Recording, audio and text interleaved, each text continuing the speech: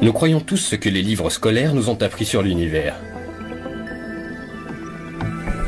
Mais que faire lorsque nous sommes confrontés à des questions qui remettent en cause nos croyances les plus fondamentales? Des phénomènes inexpliqués. Une énigme qui défie la raison. Un mystère inattendu. Une seule rencontre avec ces phénomènes inexpliqués et c'est votre vie entière qui bascule. Un face-à-face avec les plus grandes énigmes de tous les temps. Un mystère impénétrable fait irruption dans votre vie et plus rien n'est comme avant. Secret et mystère du monde.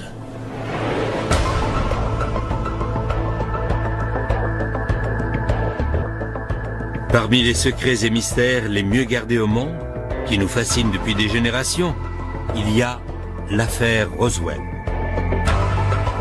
Roswell, au Nouveau-Mexique, est une petite bourgade sans histoire à la limite d'un désert, jusqu'à la nuit du 2 juillet 1947. Cette nuit-là, plusieurs témoins affirment avoir été réveillés par des bruits étranges. Ils sont convaincus qu'une soucoupe volante s'est écrasée. Immédiatement, les forces armées ont pris le contrôle de la zone. Cependant, à la conférence de presse, ils ont déclaré que ce n'était qu'un ballon météorologique. Mais l'histoire du ballon n'aurait-elle pas servi à dissimuler un accident, mettant en cause un vaisseau extraterrestre non identifié? S'agit-il d'une victime du crash de Roswell ou juste d'un canular bien ficelé? Qu'est-ce que cet éleveur, banal et terre-à-terre, a bien pu découvrir sur ces terres pour se voir soudain catapulté à la une de l'actualité mondiale? Et pourquoi ces événements restent à ce jour inexpliqués? Une soucoupe volante, une sorte de vaisseau spatial mystérieux, s'est-elle écrasée près de Roswell, au Nouveau-Mexique, en été 1947? Depuis plus de 50 ans, les enquêteurs ont été incapables de tomber d'accord sur ce qui s'est réellement passé à Roswell. Le gouvernement des États-Unis l'aurait-il récupéré et gardé secret durant toutes ces années? Et les occupants du vaisseau, pour peu qu'il y en ait eu, que leur est-il arrivé? Le gouvernement américain sait-il réellement ce qui est tombé du ciel cette nuit-là? Et même s'ils le savent, vont-ils l'admettre? Pourquoi, après plus de 50 ans, les spécialistes en ovni attachent-ils encore autant d'importance à la recherche de la vérité? Roswell ne devient réellement un mythe qu'à partir du milieu des années 70, et non dans les années 40 comme on le croit communément.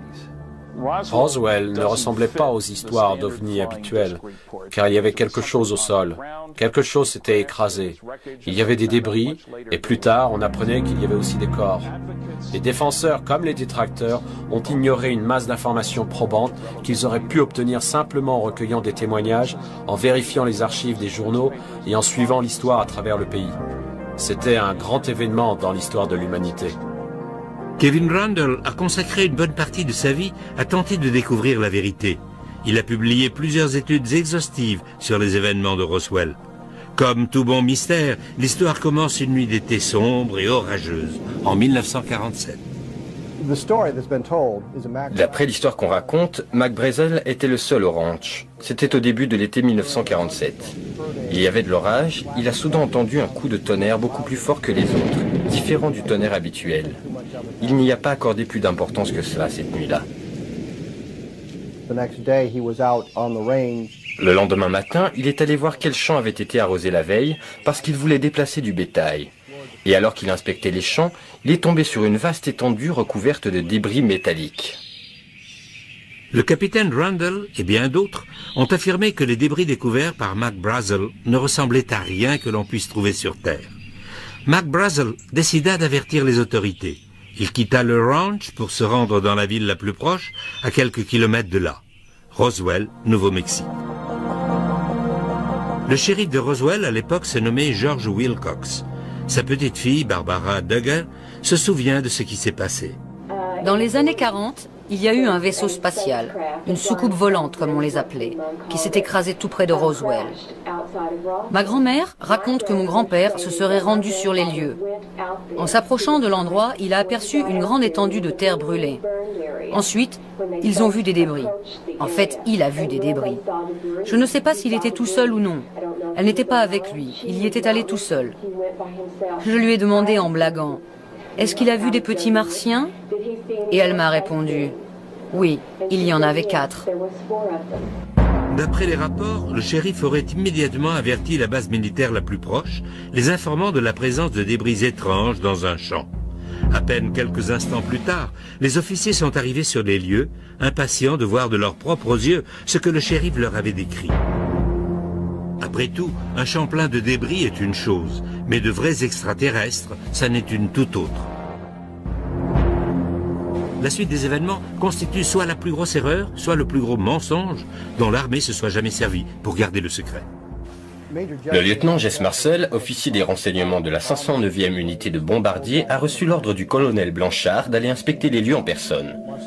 Il a décrit une superficie d'une longueur d'environ 1 km sur 70 à 100 mètres de large, recouverte de débris métalliques. Il montra un de ces morceaux de débris au colonel Blanchard. Blanchard a donné l'ordre de diffuser un communiqué de presse disant que l'armée avait capturé une soucoupe volante. Il s'est adressé au lieutenant Walter Haute.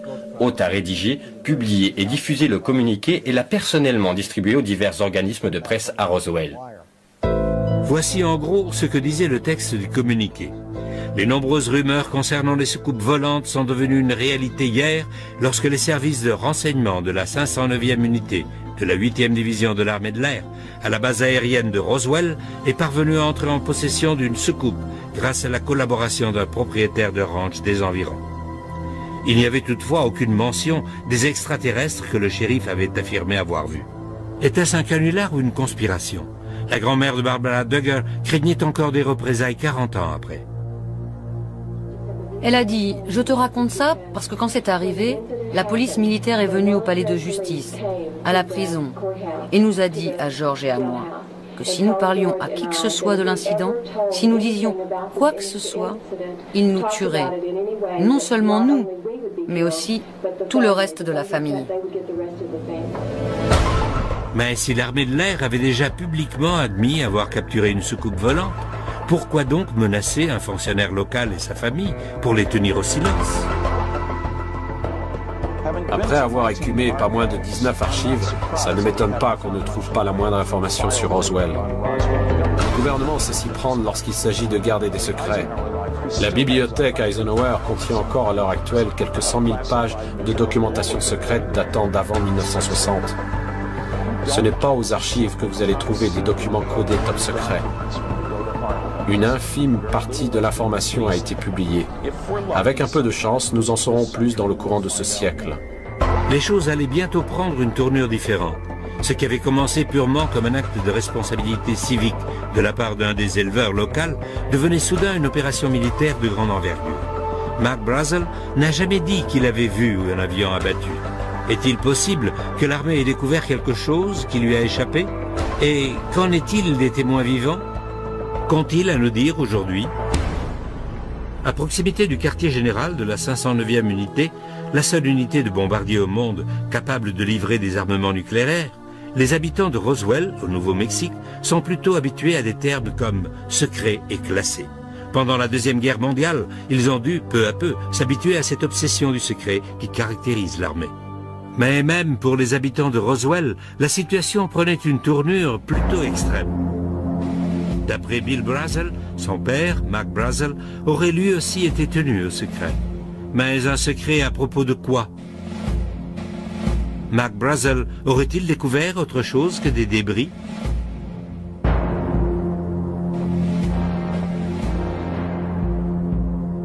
C'est précisément à partir de là que l'affaire Roswell fait place à toute une série de faits mystérieux, qui finissent tôt ou tard par s'entrecroiser. Car si le colonel Blanchard a admis avoir saisi une soucoupe volante plus ou moins intacte, cela voudrait dire que quelque part, il y avait plus que les simples débris auxquels Mac Brazel faisait allusion. D'après les nombreuses sources qui se trouvaient à Roswell à cette époque, l'activité intense qui s'y déroulait a placé cette petite localité du Nouveau-Mexique sous les feux de la rampe. Mais ce qui s'est passé n'a fait qu'augmenter la confusion. 3 heures plus tard, la version officielle changeait déjà. Le général Ramey, commandant de la 8e division à Fort Worth, qui chapeautait la 509e, affirmait à présent que ce n'était rien de plus qu'un ballon météorologique équipé d'un réflecteur de radar d'un modèle assez courant. D'après le général Ramey, le ballon se serait écrasé sur le ranch. C'est ce que le lieutenant Marcel aurait trouvé. Ce dernier aurait réagi de façon excessive en pensant qu'il s'agissait d'une soucoupe volante, alors qu'il ne s'agissait que d'un ballon météorologique équipé d'un réflecteur. Cette photo aurait-elle pu être montée de toutes pièces? Voici ce que l'officier sur la droite, le général Duboz, avait à dire en réaction au communiqué de presse de l'armée, selon lequel l'objet qui s'était écrasé était un ballon météorologique.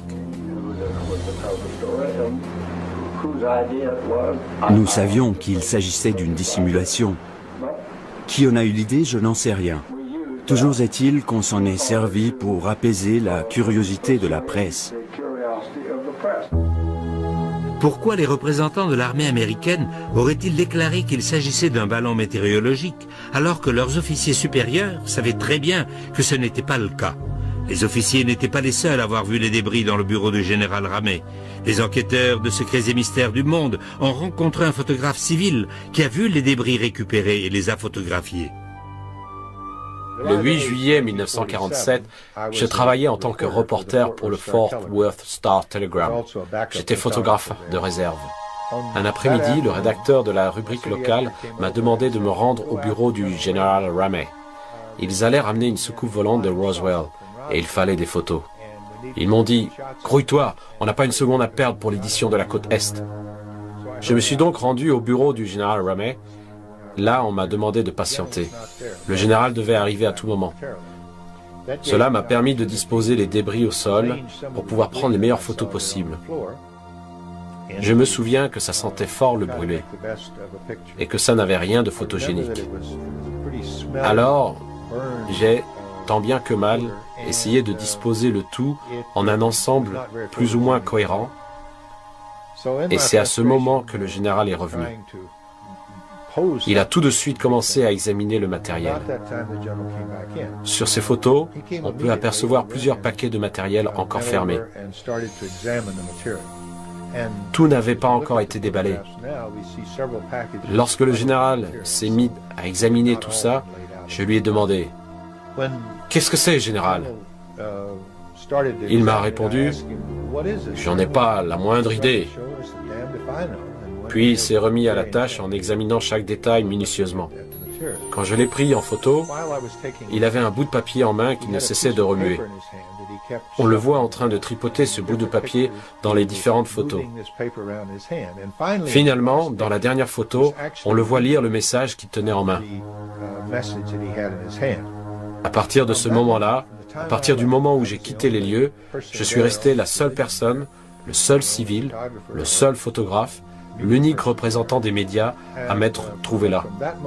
Et depuis lors, ce matériel n'a plus jamais été revu par personne et a été placé en lieu sûr. Vous me demandez pourquoi ce changement radical d'attitude? Je pense que c'est ce message remis au général à son retour dans son bureau qui a provoqué ce changement brusque. Au terme de 2 années de recherche, l'équipe chargée d'analyser les photos de Roswell, le groupe RPIT, a observé plusieurs aspects intéressants en rapport avec le fameux message de Ramey. Premièrement, il fait allusion aux victimes de l'accident acheminées à Fort Worth. Ensuite, le message parle de récupérer la soucoupe de Roswell. Troisièmement, il énumère les dispositions à prendre sur les lieux de l'accident à Roswell. Et enfin, il est question d'expliquer tout cela par la présence d'un ballon météorologique. Il se peut effectivement que McBrazel ait trouvé un ballon, mais le problème est que cela ne concorde pas avec tous les autres témoignages. Et puis, comment expliquer la présence de tous ces débris? L'incident de Roswell et tout ce qui l'entoure est incroyablement compliqué. Et sans une analyse horriblement minutieuse et détaillée comme celle à laquelle je viens de consacrer les 8 dernières années, il est pratiquement impossible de le comprendre.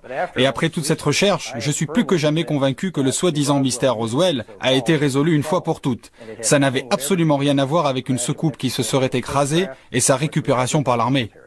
Le mystère aurait-il enfin été résolu? Non, pas exactement. Dans son livre intitulé « Au lendemain de Roswell », publié en 97, le colonel Philippe Corso présente un point de vue radicalement différent. Corso a travaillé plusieurs années au Pentagone comme conseiller sous l'administration Eisenhower. C'est l'un des témoins les plus influents. Il y a quelque chose là-haut qui vole, et cela dépasse nos compétences technologiques. Nous n'avons rien qui puisse voler à 5 ou 6 000 km/h et déverrouiller une protection radar en si peu de temps. Jesse Marcel Jr., fils de l'officier, le premier à avoir examiné l'épave, a fait d'étonnantes révélations concernant les débris dont il se souvient de son enfance. Le commandant Marcel a ramené une partie du matériel chez lui pour le montrer à sa femme et à son fils. Il a ensuite ramené tout le matériel à la base aérienne de Roswell. Ce qui distinguait et différenciait ces pièces de toutes celles que j'avais pu voir auparavant, c'était une série d'inscriptions sur la structure de l'épave. La poutre en forme de I contenait une sorte d'écriture. Je me souviens avoir pensé que ça ressemblait à des hiéroglyphes, mais ce n'était pas vraiment des hiéroglyphes, mais plutôt des formes et symboles géométriques. Ces inscriptions ont suscité l'attention d'un grand nombre de chercheurs, et les efforts entrepris pour tenter de les déchiffrer ont produit des résultats mitigés. Une source amérindienne les traduit en « Les guerrières sont prêtes ». Une autre tentative de traduction, cette fois d'origine méditerranéenne, rapproche ces inscriptions du grec ancien. D'après cette source, le texte se traduirait en français par « liberté ». Il est néanmoins extrêmement difficile de tirer des conclusions d'un simple fragment de mots. Mais rien que l'idée qu'il puisse s'agir de mots a de quoi nous laisser perplexes.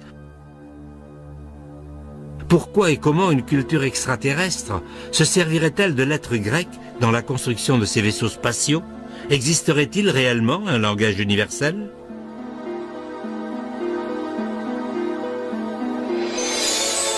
Roswell a été le point de mire dans l'histoire de l'humanité, car c'est dans le sud-est du Nouveau-Mexique qu'on a procédé aux premiers essais nucléaires. On y a testé une bombe, la toute première. C'est ici que nous avons procédé au lancement de fusées allemandes V2 et où nous avions notre meilleur radar. Tout visiteur extraterrestre pouvait facilement se rendre compte que c'est ici que se trouvait toute la technologie à même d'emmener l'homme dans l'espace. Ça valait certainement le détour. Ils ont eu un accident. Et pourtant, l'explication du ballon météo a failli mettre un point final à ce qu'on nomme encore aujourd'hui l'incident Roswell. Qui aurait pu croire qu'on était sur le point de faire des découvertes encore plus sensationnelles? Le récit d'un seul homme allait perpétuer le mythe Roswell. Cet homme, c'était Grady Barnett, un ingénieur civil qui résidait à Roswell à l'époque des faits. Barnett a confié à un ami, Van Maltey, ce qu'il avait vu ce jour-là. Barnett m'a raconté que lorsqu'il revenait d'une de ses inspections sur le terrain, il s'est retrouvé face à une soucoupe volante qui venait de s'écraser et qu'il a vu 4 créatures par terre. 4 extraterrestres et un vaisseau spatial pratiquement intact. Le nombre d'extraterrestres coïncide avec les déclarations faites par le shérif George Wilcox. L'ingénieur civil Grady Barnett affirme avoir vu une soucoupe volante qui s'était écrasée et pas loin de là les 4 cadavres de ses occupants. Pourrait-il s'agir du même appareil que celui que l'armée de l'air a plus tard affirmé avoir en sa possession? Et si la soucoupe volante de Grady Barnett était presque intacte, qu'est-ce qui expliquerait la présence de tous ces débris découverts par Mac Brazel? Et il y a autre chose. Barnett a dit que les créatures qu'il avait vues étaient toutes mortes. La version du shérif Wilcox était cependant légèrement différente. Grand-père a dit qu'ils avaient de grosses têtes et que les tenues qu'ils portaient étaient... C'est difficile à expliquer. C'était comme de la soie ou quelque chose comme ça. Je lui ai demandé si les petits êtres étaient vivants ou morts. Et elle m'a répondu, je crois que l'un d'eux était encore en vie. Les chercheurs ont avancé l'hypothèse de 2 vaisseaux, plutôt qu'un seul, avec chacun 4 membres d'équipage. Une hypothèse que certains spécialistes en ovni voient comme la seule explication possible.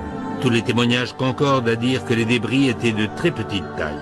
S'ils proviennent effectivement d'un vaisseau, celui-ci a dû être complètement pulvérisé.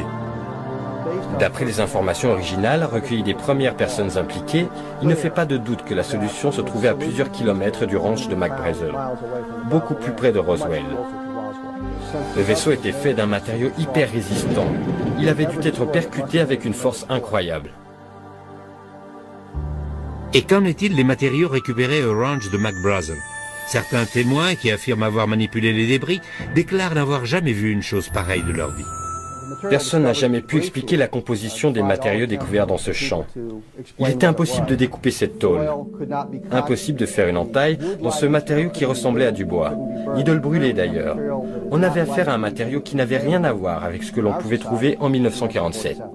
Est-il possible que les morceaux de débris retrouvés au ranch soient des matériaux naturels? Aurait-il par exemple pu provenir d'une météorite? Il est bien entendu qu'une météorite qui pénétrerait l'atmosphère le ferait à très grande vitesse. Et avec la force de résistance de l'atmosphère, elle finirait peu à peu par brûler. Et, cela va de soi, elle perdrait de son volume. Qui plus est, si une météorite avait percuté la Terre en produisant un impact audible, elle aurait aussi laissé un cratère gigantesque, comme celui du désert de l'Arizona. L'objet qui s'est écrasé au Nouveau-Mexique n'a laissé aucun cratère. Certes, il y a eu un impact visible, mais cela ressemble davantage à une sorte d'atterrissage forcé plutôt qu'à un objet tombé du ciel en chute libre. Une chose est sûre, quelque chose est tombé du ciel cette nuit-là. L'hypothèse de la météorite semble peu probable, et les spécialistes en OVNI ne semblent pas prêts d'accepter le scénario du ballon. Y a-t-il d'autres possibilités? L'armée de l'air a-t-elle donné d'autres explications?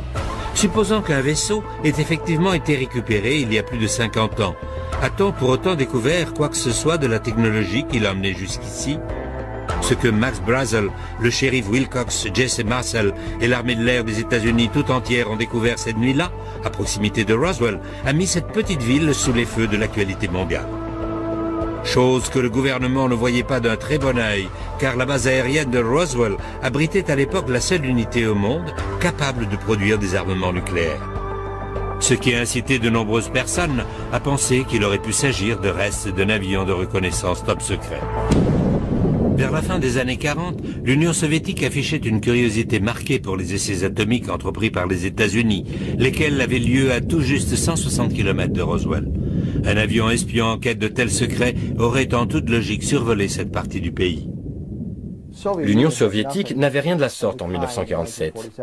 En recourant à la liberté d'information, nous avons vérifié les archives pour voir si un avion soviétique avait pénétré notre espace aérien en 1947. Et il n'y a absolument aucune indication d'une quelconque tentative soviétique de pénétrer l'espace aérien des États-Unis au cours de cette période. Les chercheurs spécialisés en OVNI ont cependant découvert que l'Union soviétique s'intéressait de près à Roswell.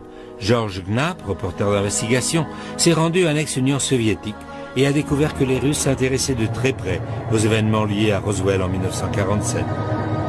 Et ils sont arrivés à des conclusions surprenantes. Nous avons rencontré un chercheur russe qui travaillait pour un certain Sergueï Korolev, le père de la recherche russe sur les fusées. Et Korolev aurait confié à ce docteur les détails d'une rencontre avec Joseph Staline vers la fin des années 40. Staline s'intéressait beaucoup aux ovnis, et plus particulièrement à Roswell. À cette époque, la fin des années 40, Roswell regorgeait d'espions russes en raison du grand nombre de programmes militaires secrets en cours. Roswell a naturellement éveillé leur curiosité.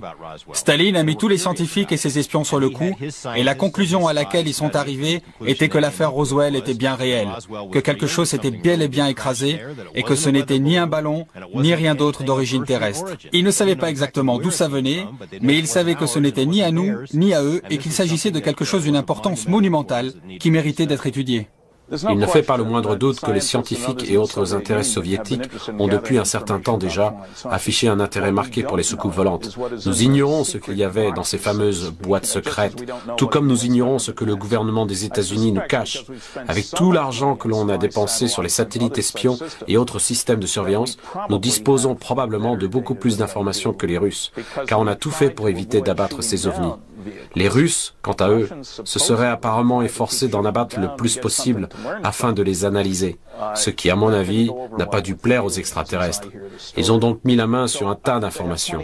Et nous n'y aurons pas accès, de même que nous n'avons pas accès aux informations recueillies par notre propre pays. Au centre de cette histoire reste donc un homme, celui qui est essentiellement à l'origine de toute l'affaire, Mac Brazel. Mais qu'est-ce que vous fabriquez? Circulez, circulez. Brazel serait en quelque sorte devenu prisonnier des militaires dans son propre ranch. Et la seule explication serait que l'armée craignait qu'il ne divulgue la vérité sur ce qu'il avait vu. Ensuite, un développement inattendu de l'affaire Roswell lui donna une tournure toute nouvelle. Les enquêteurs affirment que Mac Brazel se serait échappé et serait allé tout droit chez des personnes auxquelles il savait qu'il pouvait faire confiance. Je le vois là. Par ici, vite.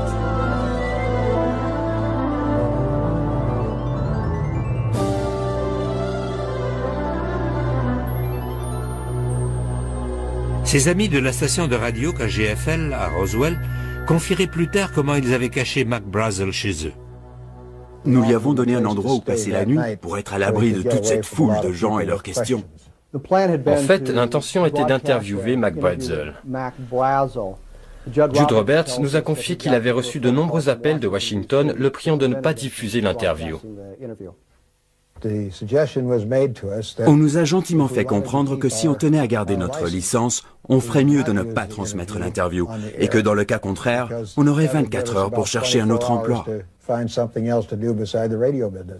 Ce n'était rien qu'un ballon. L'armée aurait-elle usé de tactiques coercitives pour s'assurer du silence de Mac Brazel? Et pourquoi son silence est-il si important? Une fois aux mains de la police militaire, Mac Brazel a été tenu en garde à vue. On ne peut pas dire que c'était exactement une prison, mais tout comme.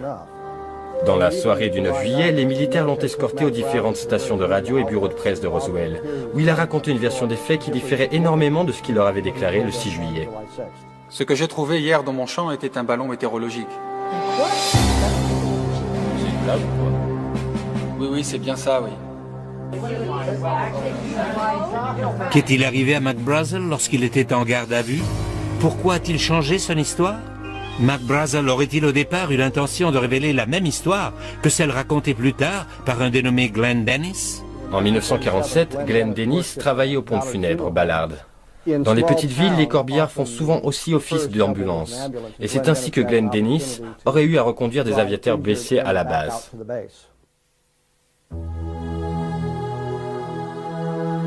Une fois à l'hôpital, il a accompagné les blessés en salle d'urgence. C'est alors qu'il a vu, en passant à côté des ambulances, que celles-ci contenaient une partie des débris récupérés du champ.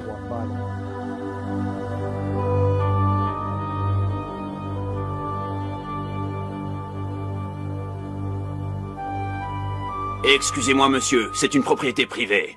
J'ai dit, on dirait qu'il y a eu un accident d'avion. Je vois qu'il y a des débris dans les ambulances. Et c'est probablement là que les problèmes ont commencé pour moi, à ce moment précis. Hé, mais qu'est-ce que vous avez là? Écoutez, je veux juste savoir ce que vous gardez. Un seul mot à qui que ce soit était un homme mort, compris? Glenn avait reçu un avertissement on ne peut plus direct. S'il en parlait à qui que ce soit, s'il en parlait à ses amis, il aurait été éliminé. Mais la relation entre Glenn Dennis et l'affaire Roswell ne s'arrêtait pas là.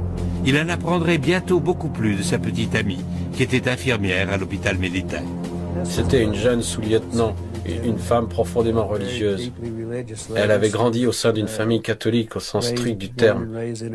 Elle s'est dirigée vers une des salles d'examen de l'autre côté du hall. Elle allait chercher des fournitures. Et lorsqu'elle est entrée, il y avait 2 médecins dans la salle. Elle est ressortie et m'a dit « Reste là, on a besoin de toi. » Et ce qu'ils étaient en train d'examiner, elle m'a dit que c'était 3 corps étranges. Et elle m'a dit que 2 d'entre eux étaient fortement mutilés.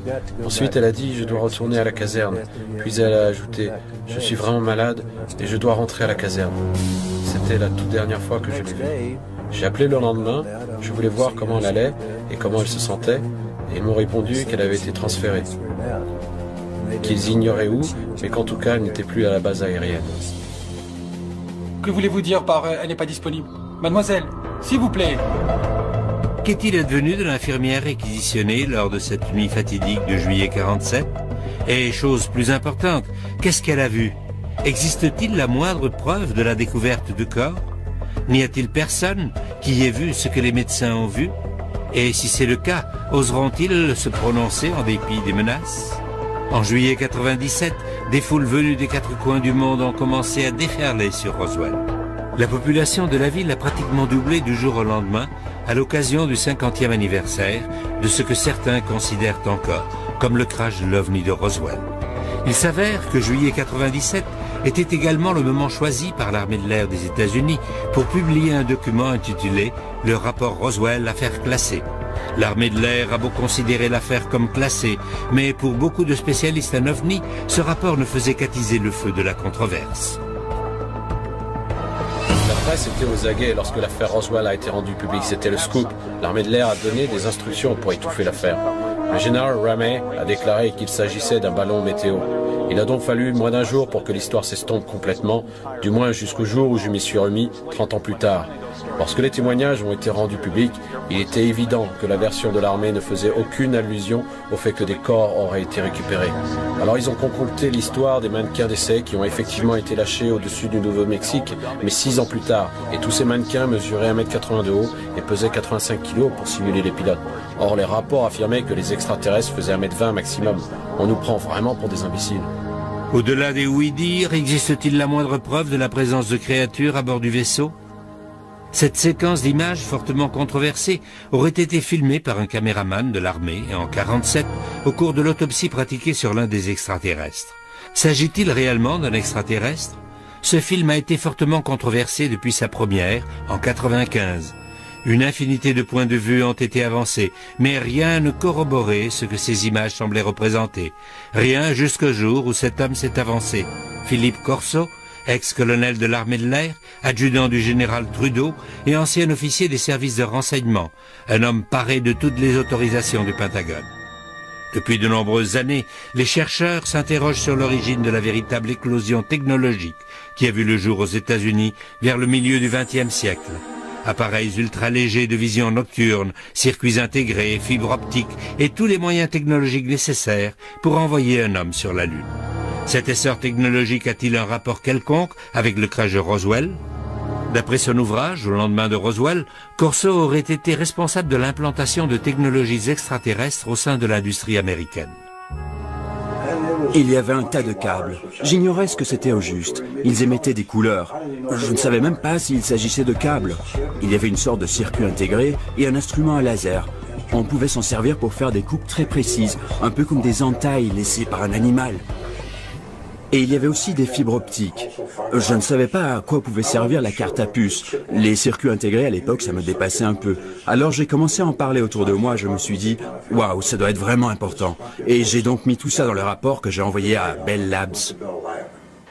Ayant travaillé de nombreuses années dans l'industrie, dans le cadre de programmes avancés de recherche et de développement top secret, je pense que malgré toute l'information que nous avons pu tirer des soucoupes volantes, cela seul n'explique pas l'énorme essor technologique du XXe siècle. Si vous aviez donné un sous-marin nucléaire à Christophe Colomb, il n'aurait jamais pu le reproduire. Si les extraterrestres ont 1000, 10 000 ou 100 000 ans d'avance sur nous, il ne sera pas facile pour nous de reproduire leur technologie. Les références du colonel Corso étaient tellement impeccables que ce n'est qu'après sa mort que les critiques ont ouvertement remis en cause ce qu'il avait écrit dans son livre. Aussi étonnantes que ces révélations concernant la technologie aient pu paraître, ce sont ses déclarations sur Roswell, 50 ans après les faits, qui ont fait apparaître l'accident, la découverte des corps et les images de l'autopsie sous un jour nouveau. Quand j'ai entendu parler de l'accident de Roswell, j'étais stationné à Fort Riley, au Kansas. J'étais de service cette nuit-là. J'étais chargé de la sécurité de toute la zone, y compris de contrôler les gardes partout où ils allaient.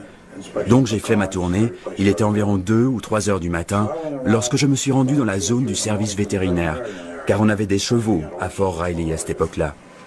L'un des sergents que je connaissais était chef de garde. On faisait parfois des parties de bowling ensemble. Et je lui ai dit, « Tout va bien, sergent ?» Au QG, on m'avait dit un jour que cette zone était hautement protégée. Il m'a répondu, « Oui, venez par là, colonel, j'ai quelque chose à vous montrer. » Il m'a emmené dans la pièce du fond où j'ai vu qu'il y avait 5 caisses. Oui, ça ressemblait à des caisses. J'ai soulevé la bâche pour jeter un coup d'œil.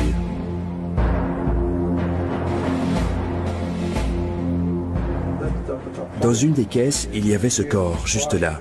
Il flottait dans une substance liquide. J'ai pu jeter un bon coup d'œil, mais ça n'a pas dû durer plus de 10 ou 15 secondes maximum.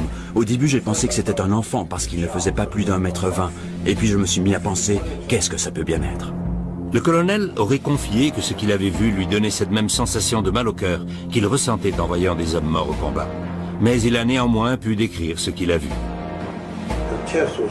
La poitrine était relativement étroite et la peau avait une teinte grisâtre. La tête était grande par rapport au reste du corps. Pas énorme, mais juste grande. Et les yeux étaient légèrement obliques. Et il y avait comme un demi-filament dessus.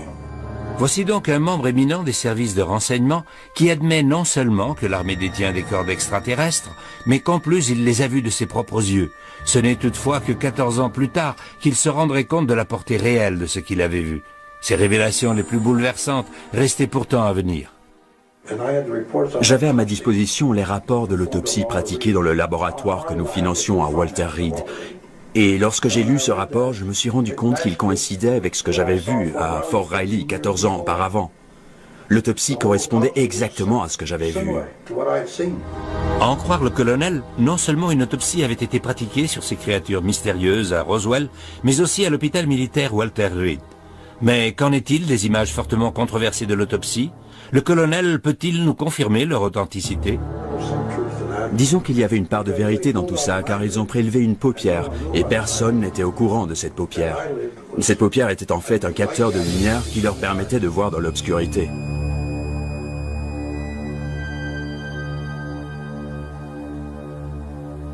Ils l'ont préservé dans une sorte de récipient, et le cerveau se trouvait là aussi. Et il ressemblait à la description contenue dans les rapports que je détenais. Le colonel Corso nous aurait-il enfin fourni les preuves qu'il nous manquait pour confirmer que ce qui était arrivé était le résultat de l'incident de Roswell? Malgré ce que nous pouvons croire sur Roswell, je pense qu'on est tous d'accord sur un point. Il est important de fournir, dans la mesure du possible, des preuves pour étayer ce que l'on présente comme la vérité. Malheureusement, le livre du colonel Corso, au lendemain de Roswell, ne fournit pas la moindre preuve. C'est juste un ramassis de fausses déclarations, de mensonges, de fantaisies. Ce n'est ni plus ni moins qu'un canular. Il semblerait que rien concernant Roswell ne puisse échapper aux contestations. Et même s'il avérait qu'on détenait cette fois effectivement la clé du mystère Roswell, cette clé ne ferait malheureusement qu'ouvrir la porte à d'autres inconnus tout aussi troublantes. S'il y avait deux soucoupes ou une seule qui a éclaté en morceaux, où se trouvent donc tous ces morceaux à présent? Et si des extraterrestres ont effectivement été emmenés des lieux de l'accident, qu'en est-il advenu? Sappho Henderson était mariée à un pilote des forces aériennes stationné à Roswell à l'époque et qui a partagé son secret avec elle. Il m'a dit, je suppose que s'il publie la nouvelle dans les journaux, je peux bien t'en parler. Cela faisait des années que je voulais te le dire. Il a ajouté, je veux que tu lises cet article, parce que c'est une histoire vraie. Et non seulement c'est une histoire vraie, mais c'est moi, le pilote qui a rapatrié l'OVNI accidenté jusqu'à la base de Dayton, dans l'Ohio.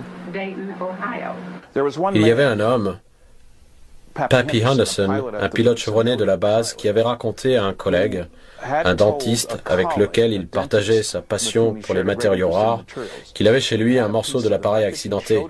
Il le lui a montré, mais il l'a repris malheureusement.